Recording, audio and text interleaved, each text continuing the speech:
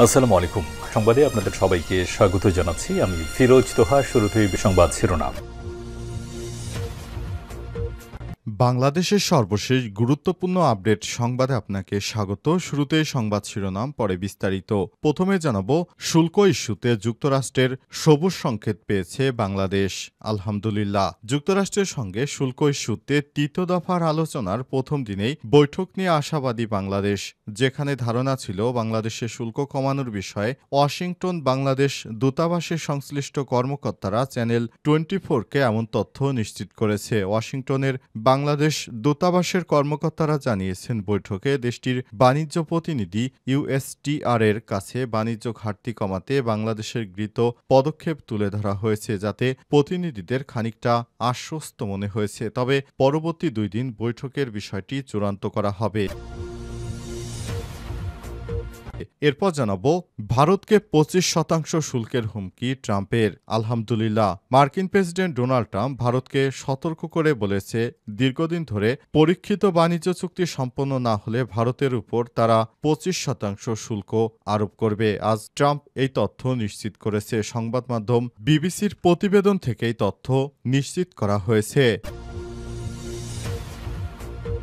এদিকে ফুঁসছে তিস্তা নদী, red alert জারি। কয়েকদিন ধরে একনাগাড়ে বৃষ্টিপাত শুরু হয়েছে পাহাড়ি অঞ্চলে। এই কারণে হঠাৎ করেই খরস্রোতা নদী তিস্তা ভয়াল রূপ ধারণ করেছে। এরই মধ্যে তিস্তার দোমোহনী থেকে বাংলাদেশ পর্যন্ত নদীর অসংরক্ষিত এলাকায় জারি করা হয়েছে রেড অ্যালার্ট। একই সঙ্গে সংরক্ষিত এলাকায় জারি করা হয়েছে হলুদ সংকেত। তিস্তাপাড়ের আশপাশের বসতি এলাকাগুলোতে দেখা গেছে সেখানে পানিতে তলিয়ে গেছে।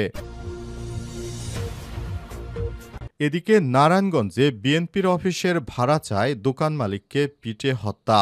নারায়ণগঞ্জের ২৫০০-এ বিএনপির অফিস ভাড়া চায় জাহাঙ্গীর ভূঁইয়া ৫৭ নামের এক দোকানের মালিককে পিটে হত্যার অভিযোগ উঠেছে বিএনপির নেতাদের বিরুদ্ধে। আজ ২৫০০ উপজেলার মাহমুদপুর ইউনিয়ন এলাকায় ঘটনা ঘটে। এই ঘটনায় মাহমুদপুর ইউনিয়ন বিএনপির সাবেক সাধারণ সম্পাদক তোতা মেম্বার সহ ১২ জন জড়িত বলে অভিযোগ করেছে নিহতের ছেলে। অভিযুক্তরা বিএনপির কেন্দ্রীয় কমিটির সহ অর্থ বিষয়ক সম্পাদক মাহমুদুর রহমান সুমনের অনুসারী। এবং সর্বশেষ জানাবো, ইসরায়েলে আগ্রাসনে গাজায় বাস্তুচ্যুত প্রায় ৯০% মানুষ। গাজায় প্রতিদিন ইহুদিবাদী ইসরায়েল হামলা অব্যাহত রেখেছে। অবস্থায় ইহুদিবাদী ইসরায়েলের হামলার কারণে গাজার সবকিছু ধ্বংস হয়ে গেছে। অবস্থায় গাজায় ইহুদিবাদী ইসরায়েলের হামলায় ৯০% মানুষ তাদের ঘরবাড়ি হারিয়েছে। ইহুদিবাদী ইসরায়েলের হামলা এখনও অব্যাহত রয়েছে। প্রতিদিন সেখানে গুলি করে নির্বিচারে মানুষ হত্যা করছে ইহুদিবাদী ইসরায়েল। তারপরও পশ্চিমারা ইহুদিবাদী ইসরায়েলকে সমর্থন দিয়ে যাচ্ছে। তবে মুসলিম বিশ্ব থেকে যুদ্ধ থামানোর জন্য চেষ্টা করা হলেও কার্যকর কোনো ভূমিকা এখনও চোখের সামনে আসছে না। অবস্থায় ইহুদিবাদীরা এখনও নির্বিচারে গাজায় গণহত্যা চালিয়েই যাচ্ছে, যেটা মুসলিম হিসেবে কোনোভাবেই মেনে নেওয়া যায় না। প্রিয় দর্শক, এতক্ষণ শুনছিলেন সংবাদ শিরোনাম, এবারে বিস্তারিত।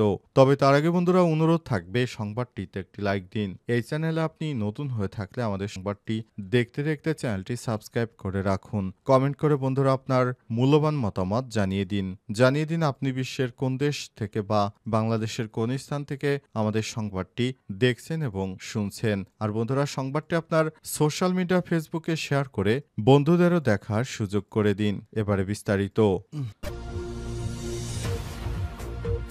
শুল্ক ইস্যুতে যুক্তরাষ্ট্রের সবুজ সংকেত পেয়েছে বাংলাদেশ।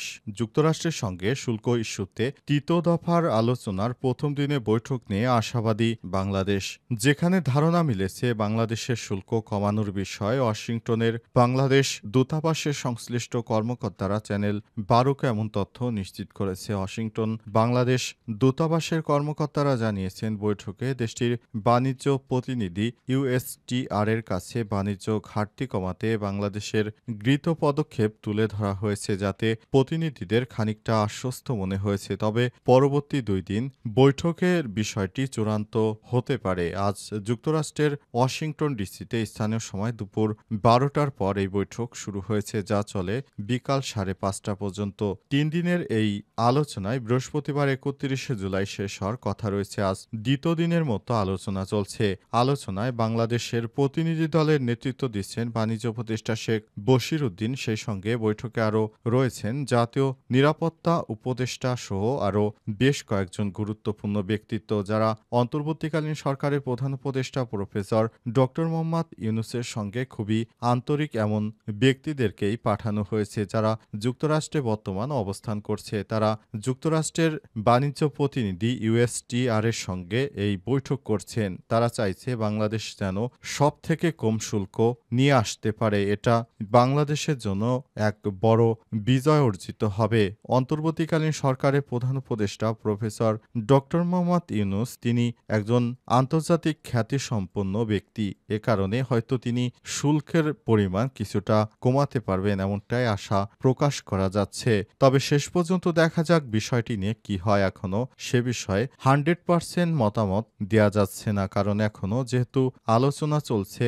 আশা করা যায় খুব দ্রুত সময়ের মধ্যে এ বিষয়টি আমরা একটি সমাধান পাব। এবার ভারতকে 25% শুল্কের হুমকি দিয়েছে যুক্তরাষ্ট্র। মার্কিন প্রেসিডেন্ট ডোনাল্ড ট্রাম্প সতর্ক করে বলেছেন, দীর্ঘদিন ধরে পরীক্ষিত বাণিজ্য চুক্তি সম্পন্ন না হলে ভারতের পণ্যের উপর 25% পর্যন্ত শুল্ক আরোপ করা হবে। যখন ট্রাম্পকে জিজ্ঞাসা করা হয় যে ভারত কি 20 থেকে 25% শুল্ক দেবে, তখন ট্রাম্প বলেন, হ্যাঁ, আমার মনে হয় তাই। যুক্তরাষ্ট্রের বাণিজ্য প্রতিনিধি জেমিসন গ্রার বলেছেন, ভারত যুক্তরাষ্ট্রে চুক্তি এখনও আলোচনার স্তরে রয়েছে এবং এটি চূড়ান্ত করতে হবে বলেও আলোচনার প্রয়োজন। তিনি আরও বলেছেন, তারা তাদের বাজারের কিছু অংশ উন্মুক্ত করতে আগ্রহ প্রকাশ করেছে। আমরাও আলোচনা আগ্রহী, তবে আমাদের ভারতীয় বন্ধুদের সঙ্গে আরও আলোচনা করতে হবে। তারা কতটা আগ্রহী সেটা বুঝে নেওয়ার জন্য। গত 2 এপ্রিল ট্রাম্প ভারতীয় পণ্যের উপর 26% শুল্ক নির্ধারণ করলেও পরে তাই স্থগিত করেন। 13 ফেব্রুয়ারি ভারতের প্রধানমন্ত্রী নরেন্দ্র মোদীর সঙ্গে বৈঠকের আগে ট্রাম্প বলেছিলেন, তারা অন্য যে কোনো দেশের চেয়ে বেশি শুল্ক নেয়। হোয়াইট হাউস ভারতের ডিজিটাল সেবায় কর ও বিদেশি পণ্যে কঠোর নিয়মনীতির নিয়ে উদ্বেগ প্রকাশ করছে। ট্রাম্প প্রশাসন ভারতের অস্বাভাবিকভাবে কঠিন পরীক্ষার বিষয়গুলো আমদানি নীতিতে অন্যায্য বলে উল্লেখ করেছেন। যুক্তরাষ্ট্রের বাণিজ্য বিভাগের তথ্য অনুযায়ী 2023 সালে যুক্তরাষ্ট্র ভারত থেকে $87 বিলিয়ন পণ্য আমদানি করেছে এবং ভারত যুক্তরাষ্ট্র থেকে আমদানি করেছে মাত্র $42 বিলিয়ন পণ্য। ফুঁসছে তিস্তা রেড অ্যালার্ট জারি। গত কয়েকদিন ধরে একনাগাড়ে বৃষ্টি শুরু হয়েছে পাহাড়ি অঞ্চলে। কারণে হঠাৎ করে খরস্রোতা নদী তিস্তা ভয়াল রূপ ধারণ করেছে। এরই মধ্যে তিস্তার দোমোহনী থেকে বাংলাদেশ পর্যন্ত নদীর অসংরক্ষিত এলাকায় জারি করা হয়েছে রেড অ্যালার্ট। একই সঙ্গে সংরক্ষিত এলাকায় জারি করা হয়েছে হলুদ সতর্কতা সংকেত। তিস্তা নদীর পানির স্তর বেড়ে যায়, প্লাবিত হয়েছে পশ্চিমবঙ্গের ময়নাগুড়ি এলাকা, বাসুসুবা অঞ্চলে কেরানীপাড়া এবং ক্লান্তি ব্লকের এক অংশ। শতাধিক বাড়িঘর তিস্তার পানি নিচে তলিয়ে গেছে। বাড়ছে ভয় আতঙ্ক। তিস্তার পানি বাড়িতে ঢুকে যাওয়ার কারণে সমস্যায় পড়েছে সাধারণ মানুষ। 10 নম্বর জাতীয় সড়ক তিস্তার পানি নিচে থাকায় যান চলাচল বন্ধ হয়ে গেছে। সব গাড়ি ঘুরিয়ে দার্জিলিং ও সিকিমের দিকে যাচ্ছে। তিস্তার পানির চাপ বাড়ায় গজলডোবায় তিস্তা ব্যারেজ থেকে দফায় দফায় 3000 কিউসেক পানি ছাড়তে বাধ্য হয়েছে বাংলাদেশ সেচ দপ্তর। ফলে পরিস্থিতি একেবারে যেন হাতের বাইরে যেতে শুরু করেছে। প্রশাসনের পক্ষ থেকে মাইকিং করা হচ্ছে তিস্তা পাড়ের মানুষদের উদ্দেশ্যে, তারা যেন ত্রাণ শিবিরে গিয়ে আশ্রয় নেয়। অনেকেই প্রয়োজনীয় জিনিসপত্র নিয়ে উঁচু এলাকায় আশ্রয় নিতে শুরু করেছে। কেউ আবার ভেলা বানিয়ে খুঁজছে নিরাপদ আশ্রয়। এমন পরিস্থিতিতে পশ্চিমবঙ্গের মুখ্যমন্ত্রী মমতা ব্যানার্জির নির্দেশে বন্যা কবলিত এলাকা পরিদর্শনে যান জলপাইগুড়ির জেলা প্রশাসন। পান করান বিশুদ্ধ পানি, শুকনো খাবার সরবরাহ করা হচ্ছে জেলা প্রশাসনের পক্ষ থেকে। ভারতের অবস্থা খুব খারাপ হয়ে গেছে। তিস্তার পানি বাড়ায় বন্যা দেখা দিয়েছে বিভিন্ন এলাকায়। পশ্চিমবঙ্গের মুর্শিদাবাদের বিভিন্ন এলাকায়ও তিস্তার পানি ঢুকতে শুরু করেছে। নারায়ণগঞ্জে বিএনপির অফিসের ভাড়া চায় দোকান মালিককে পিটিয়ে হত্যার অভিযোগ। নারায়ণগঞ্জের 2.5 বিএনপির অফিস ভাড়া চায় জাহাঙ্গীর ভূঁইয়া 57 নামের এক দোকান মালিককে পিটিয়ে হত্যার অভিযোগ উঠেছে বিএনপির নেতাকর্মীদের বিরুদ্ধে। আজ সকালে 2.5 উপজেলার মাহমুদপুর ইউনিয়নে এই ঘটনা ঘটে। বিএনপি ক্ষমতায় আসার আগেই তারা সারা দেশব্যাপী চাঁদাবাজি শুরু করেছে, মানুষকে হত্যা করছে। কয়েকদিন আগে পাথর মেরে একজনকে হত্যা করলো, আবার তারা নতুন করে একজনকে তার নিজের দোকানের ভাড়া চায় তাকে হত্যা করেছে এমন নৃশংস নিষ্ঠুর সন্ত্রাসী এই বিএনপি নামক রাজনৈতিক দল। এ অবস্থায় মেম্বারসহ ১২ জন জড়িত বলে অভিযোগ করেছে নিহত ওই ব্যক্তির ছেলে। তারা সবাই মাহমুদপুর ইউনিয়ন বিএনপির সাবেক সাধারণ সম্পাদক তোতা মেম্বারসহ ১২ জন জড়িত বলে অভিযোগ পাওয়া গেছে। অভিযুক্তরা বিএনপির কেন্দ্রীয় কমিটির সহ অর্থ বিষয়ক সম্পাদক মাহমুদুর রহমান সুমনের অনুসারী। নিহত জাহাঙ্গীরের ছেলে রাসেলের ভাষ্যমতে সকালে ভাড়া চাইতে গেলে তোতা মেম্বার ৭০ ও তার ছেলে খোকন ৩৫, রাসেল ৩০ এবং বেনু হাজির ছেলে আলম ৪৫, সাদ্দাম সহ ৬ থেকে ৭ জন তার বাবাকে পার্টি অফিসে নিয়ে মারধর করে। পরে হাসপাতালে নিলে চিকিৎসক তাকে মৃত ঘোষণা করে। নিজের দোকানের ভাড়া চাইতে গেলে বিএনপির সন্ত্রাসীরা তাকে মেরে হত্যা করেছে। এর আগে সারা দেশব্যাপী বিএনপি একের পর এক প্রতিদিনই চাঁদাবাজি করছে। বিএনপির চাঁদাবাজিতে অতিষ্ঠ হয়ে পড়েছে বাংলাদেশের সাধারণ জনতা।